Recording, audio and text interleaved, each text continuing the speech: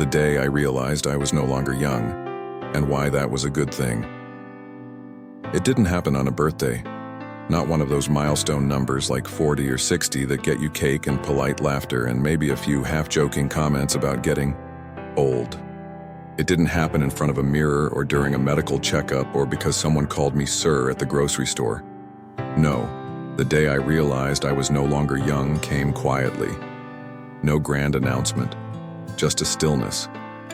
A moment so ordinary that it might have passed unnoticed if I hadn't finally been ready to see it. I was sitting on a park bench. There was a boy, maybe 6 years old, trying to fly a kite that refused to rise. He ran up and down the field, with his father cheering him on. I watched them smiling, but then something caught in my chest. Not jealousy, not sadness, just this soft, aching awareness. I used to be the boy. Then I was the father. And now I was neither. It wasn't a bad feeling. Strange, yes. A little surreal. Like waking up in a life you recognize, but suddenly see through different eyes. The rhythm of the world felt unchanged, but I had shifted. The people around me moved faster. Conversations were different. My body didn't bounce back the way it used to. And in that moment on the bench, I knew with a kind of clarity that doesn't come often. I wasn't young anymore. And here's the thing. I was okay with it. I won't lie to you. There were years I dreaded that realization. Years I thought aging meant losing the spark, the opportunity, the relevance. But that moment didn't feel like a loss. It felt like a threshold. Like walking through a door into a part of life that's quieter, deeper, and somehow more honest.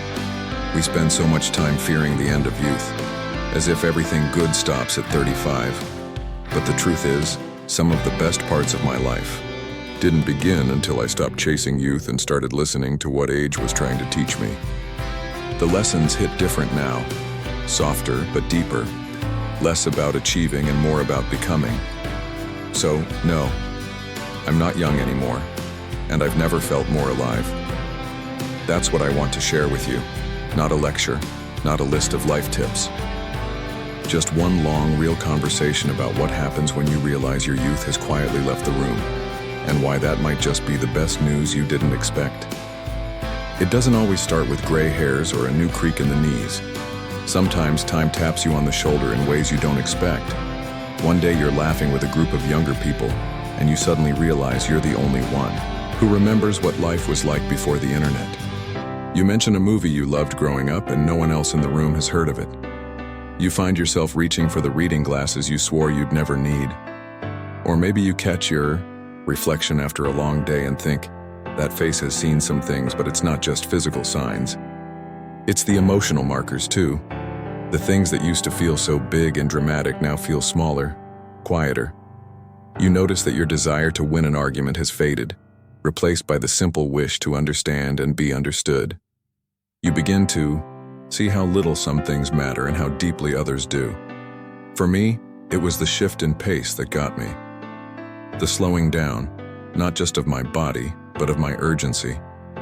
When I was younger, everything felt like a race to succeed, to be seen, to get somewhere fast. I measured life in milestones, jobs, relationships, bank accounts, achievements. I thought I had to catch every opportunity or be left behind. But with time, that race began to feel less important. Not because I gave up, but because I started to understand the cost of constantly sprinting. And in that slowing down, I noticed things I used to rush past. A morning breeze through an open window, the way my dog waits for me to sit before curling up beside me, the simple pleasure of watching leaves fall without needing to do anything at all. That's how time gets your attention. Not with a shout, but a whisper, a soft nudge to look around and realize that you're in a new chapter, that the world hasn't changed, but your way of seeing it has. And at first that realization can feel like a loss, but then, if you let it, it starts to feel like a gift. There's a myth we buy into when we're younger, the idea that youth is the peak of everything. Health, beauty, possibility, joy. That to grow older is to move further and further away from all the best parts of life. So we chase youth, desperately. We dye our hair, chase trends, fill calendars, compare bodies, and stretch our smiles into something that says, "I'm still in the game." But here's something I didn't expect. Letting go of youth, truly letting it go, has been one of the most liberating things I've ever done.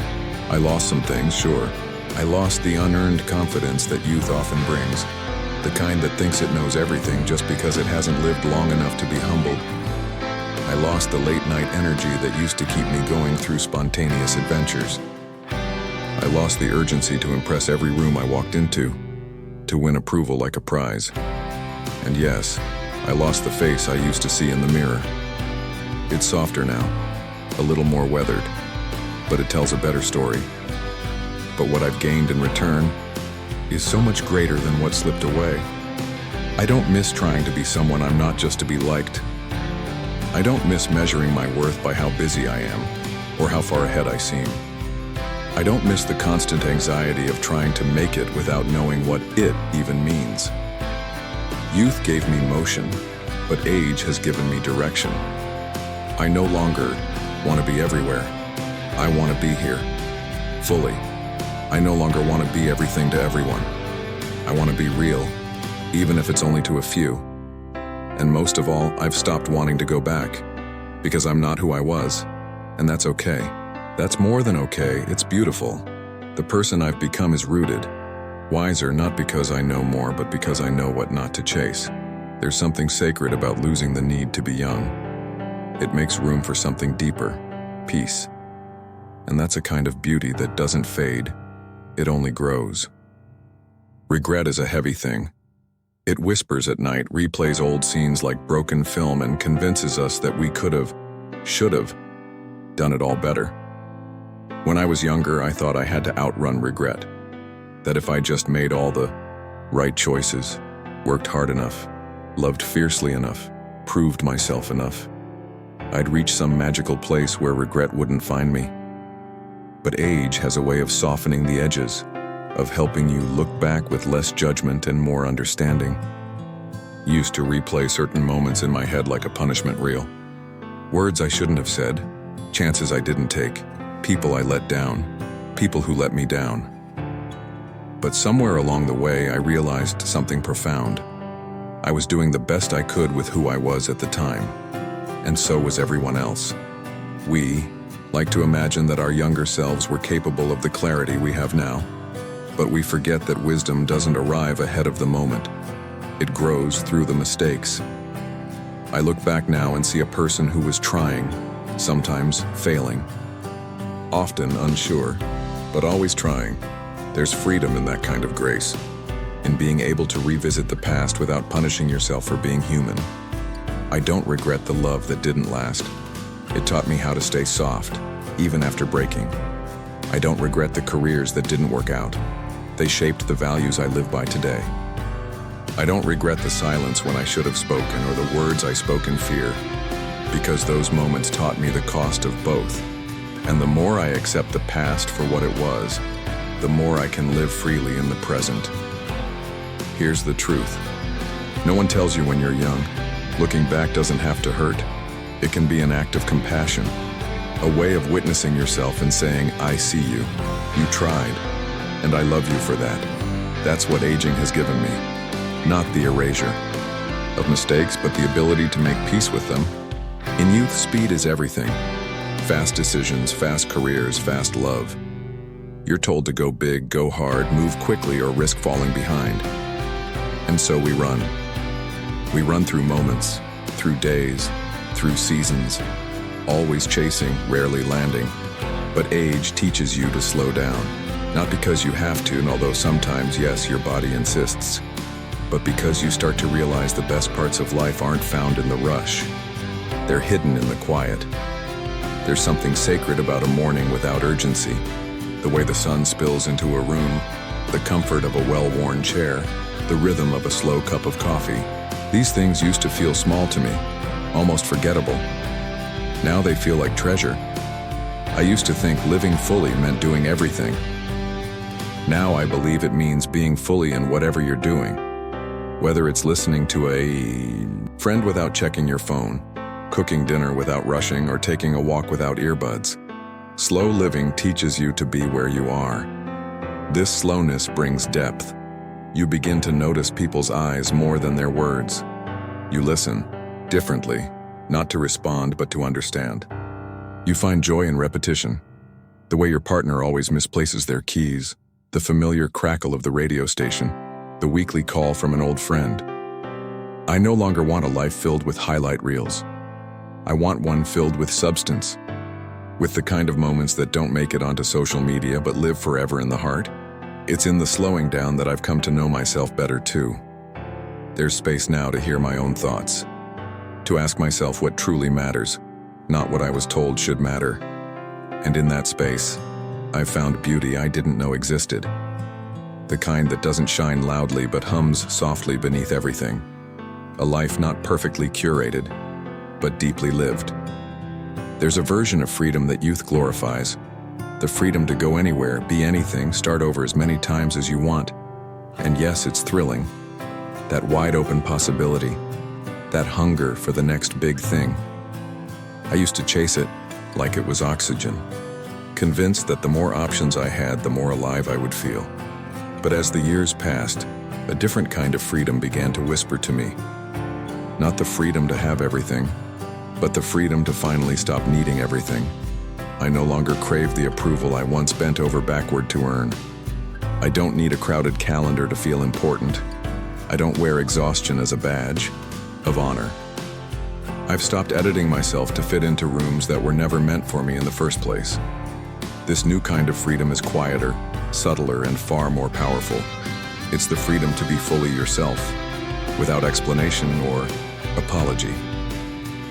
There's freedom in saying no without guilt, in choosing stillness over noise, in walking away from things that don't feel like home. There's freedom in dressing for comfort, in eating slowly, in loving people not for who they could be, but for who they truly are. I used to think freedom was out there, somewhere in the world, waiting to be found in success or adventure. But I've come to realize true freedom is an internal state. It's when the war inside you ends. It's when you no longer need to chase the younger version of yourself, because you finally understand that the person you are today is exactly who you were meant to become. There's also a freedom that comes from time itself, the knowledge that life is finite. That makes things precious. It makes your choices intentional. You stop filling your life with noise because silence no longer scares you. You stop measuring your worth by what's visible, because the invisible, peace, contentment, connection, has become more valuable. This freedom isn't loud, but it is fierce. It's rooted in wisdom, in having nothing left to prove and everything left to give, in knowing that the best things you'll offer this world are no longer your ambitions, but your presence, your truth, your story. And that, to me, is the most beautiful kind of liberation. So this is where we end, or maybe where we truly begin. The day I realized I was no longer young wasn't some dramatic fall from grace. It wasn't marked by a single wrinkle or a missed opportunity. It was a gentle awakening. A moment of clarity, quiet but irreversible. And to my surprise, it didn't break me, it made me. Getting older didn't take my life away. It gave it back to me. Back then, I lived fast and wide. Now, I live slow and deep. I've traded urgency for intention, status for meaning, approval for authenticity. I no longer want to be everything. I want to be real. I want to be here. I want to be whole. Age has taught me that life is not a race. It's a rhythm. And the more you fight to stay young forever, the more you miss the gifts waiting for you in the next verse of the song. The wrinkles on my face tell a story I'm proud of. The gray in my hair is a soft crown earned through heartbreak and healing, laughter and loss. My hands are steadier now, not because they shake less, but because they hold more gently. And maybe the greatest surprise of all is this: I wouldn't go back even if I could. Because while youth may dazzle, age illuminates. It reveals what matters. It strips away what doesn't. It anchors you to something deeper than ambition, something sacred. So to anyone listening who fears the passing of time, let me tell you, the day you realize you're no longer young is not the end of the story. It's the start of your most honest chapter yet. You are not less. You are more. More aware, more compassionate, more rooted, more free. And that is a very good thing.